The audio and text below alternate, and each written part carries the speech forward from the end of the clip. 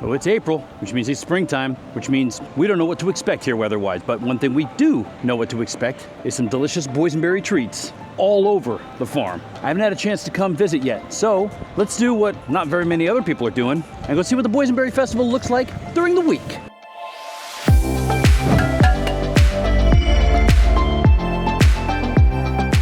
First, we'll do the obligatory Scary Farm reveal here. Not much, still working on that little wall there. There's somebody working on it actually right now, but they got rid of the rest of those little faux wall planks that they had behind it last week. It's interesting because if this is in fact for that new maze that's gonna be there this year, they're starting work on it a lot sooner than they started work on the little extra room for Boogeyman last year. They didn't start that until like May, June-ish. Looks like we got some, what are those, little tombs or something there at the end? I think a lot of this is still just stuff that they've taken out from Bloodline. So that's probably all gonna go away, with the exception of obviously all the wrapped plywood that's here for walls. But that is a lot of plywood, which means there's a lot of walls that are gonna be going in. Oh, good news everyone, the Emporium store's open again.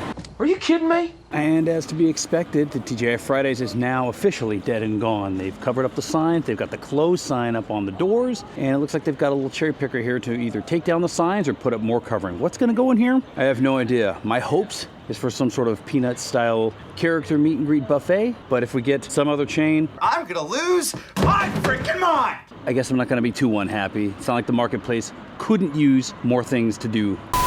I got here a little bit later today. It's like noon, so it really wasn't that bad getting in the gate. I'm assuming that everybody that was going to come today is pretty much already here. They're doing the concerts in the park, so all the schools and stuff have probably already shown up, and the gates really weren't all that bad getting in. That being said, I think it's time to go explore, but it's Boynseberry Festival, so first things first. You know, every year for Boynseberry Festival, you gotta pick up your tasting card at a different location. This year, it was at Miss Murphy's, which surprisingly enough is wide open, ready for the taking. So yes, so first things first, I had to get the old tasting card, which has a plethora of things to eat or drink. There's all kinds of stuff on here. Thank you, Ghost Rider. From desserts to entrees to drinky poos to all kinds of stuff. But I'm gonna wait on that. For now, I'm going to explore the park and work up my appetite because I think this Boynseberry Festival deserves my undivided attention when I sit down to eat, right? And hey, speaking of Ghost Rider, you're probably looking at about an hour wait now. Now, the park's been open for a few hours, so an hour for Ghost Rider is not that bad. And I will say this, the ops are actually firing on all cylinders today. So they're getting both of the trains, they're dispatching them fairly quickly. So you're not having to wait for super long periods of time at the end of the ride for them to pull it into the station. So, I mean, it says an hour on the thing, but it could be 50 minutes. For real? Calico is just too decked out and inviting. I had to walk through here first. Boysenberries everywhere. Also, these leaves falling off the trees. It's like fall time here. I thought they were supposed to be bubbles.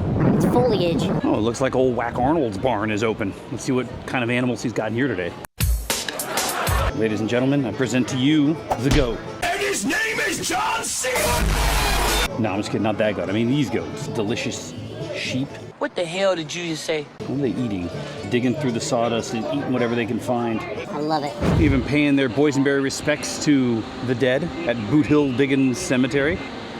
All right, that's enough of that. Moving on. Whoa, slow down, egghead. Well, we thought we were going to get that outside bar next to the Red Barn before Boysenberry Festival started, but we did not. And I think they knew that because they kept those ones open over there. But enough talk about the outside. What's going on inside? Not a ton of action today. A lot of booze going. Your Boysenberry boozage. Taproom purchases. This is a separate thing. Unless you wanted to get something over here, which I think is like, it's the lemonade. So it looks like just drinks in here and then like the stuff down at the end, like the lasagna and stuff. No wonder it's empty.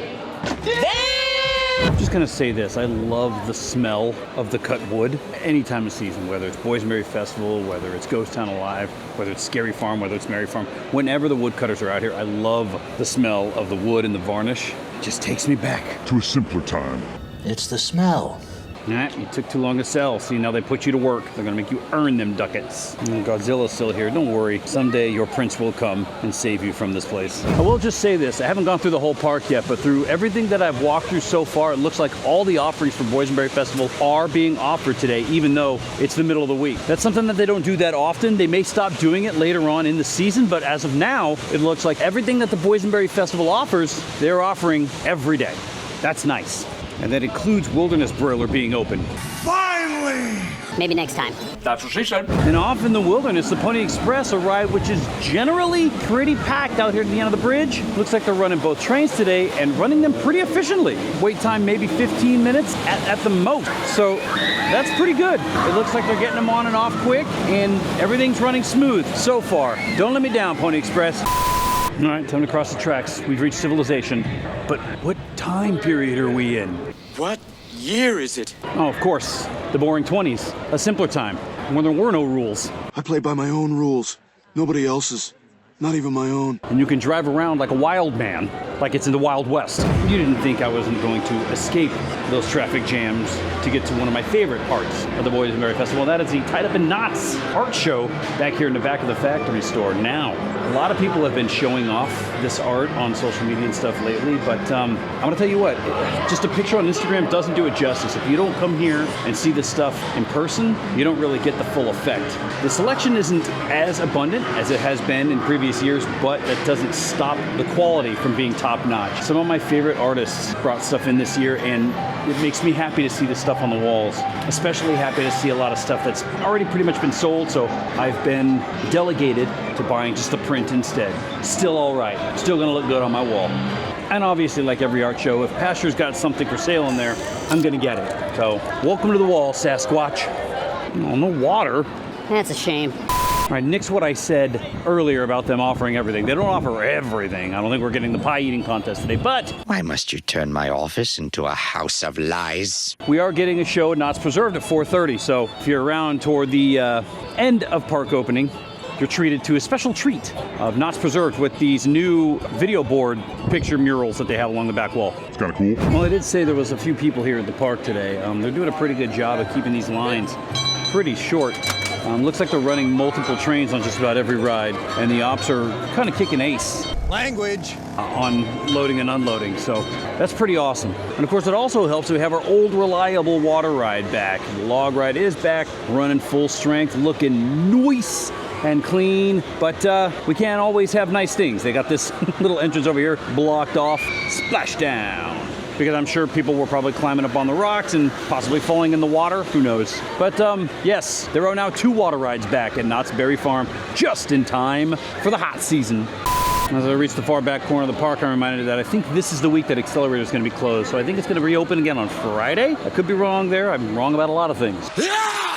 But I think this is the week that Accelerator is undergoing its refurbishment for the summer months. So don't get like discouraged and think that, oh, that's it, Accelerator's going bye-bye, it's broken down again. This was a planned thing. Because it's all part of the plan. Just like that, the Boardwalk Games have reopened with a fresh coat of paint, some new options to choose from. However, it doesn't seem to really be gathering anybody's attention. Everybody's just kind of walking past it. See how that withstands the test of time. People do enjoy their carnival games. You just got to give them a little time, let it marinate a little, let people kind of get used to it. But here they are, new Boardwalk Games. Riveting. Just a quick random question. How much money do you think Toyota gives Knott's to have this Corolla Cross sitting out here and put their sign up on Supreme Scream? Thank you, Supreme Scream. Time to cross the tracks again. This time to a party town.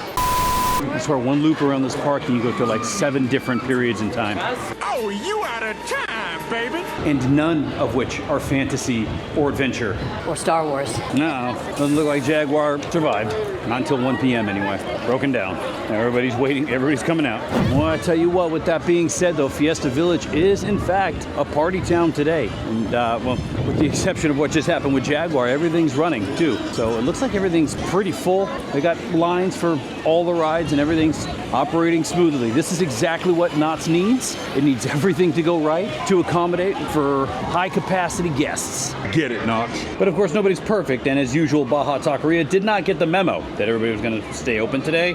Unacceptable, Baja Taqueria. Why do you disappoint me? I think it spoke too soon. Now everything's breaking down. There will be no revolution today, kids. And moving on to more pressing matters. That would be Montezuma, the Forbidden Fortress. There was work being done on it last week. I'm not sure if they're resuming this week, and maybe they're just on break or something. I don't hear anything back there. But I will say this. There's something that we need to look at every time we come to Montezuma, and I'm not the only one that's noticed this, but there is what I think is a Starbucks cup that's up at the top of the staircase here, and it's been sitting there since, I believe, 1974.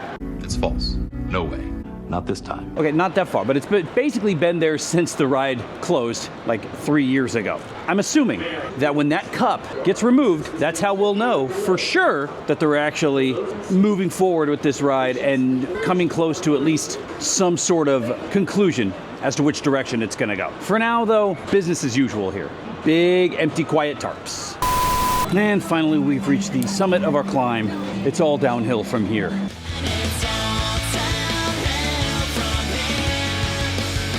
Camp Snoopaloo. There's a lot of kids here. There's a lot of action.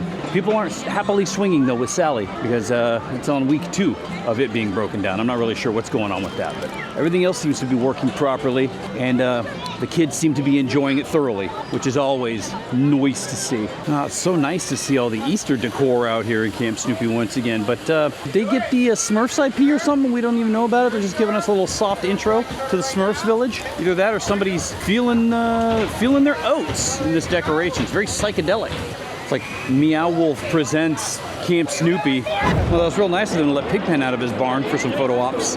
Okay, but we'll quit wasting time. We'll get to the main event here. We are at the Boynseberry Festival after all. Stop by the Silver Bullet booth. Everybody else is doing entrees and main courses. I'm gonna wait for Andrea to do all that. Today I got the salted caramel with the whipped cream and the boysenberry drizzle. We are going to end our visit with something sweet, if you will.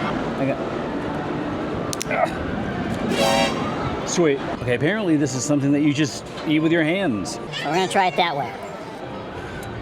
I have something on my face. Can't really taste the boysenberry at all, but I do enjoy the hints of bits of plastic fork that I decided to add. What? All right, that's gonna finish me off. Boynseberry Festival this year could be a success. It's not that bad. It feels kind of normal right now. It just feels like another day, except for the extended park hours and plethora of entertainment that you get as compared to a normal weekday. Anyway, that's all the time Tuesday's gonna give me this week. So till I catch you up on the mountain eventually, out at the studios or back here at the farm, we will catch y'all on that flippity flop.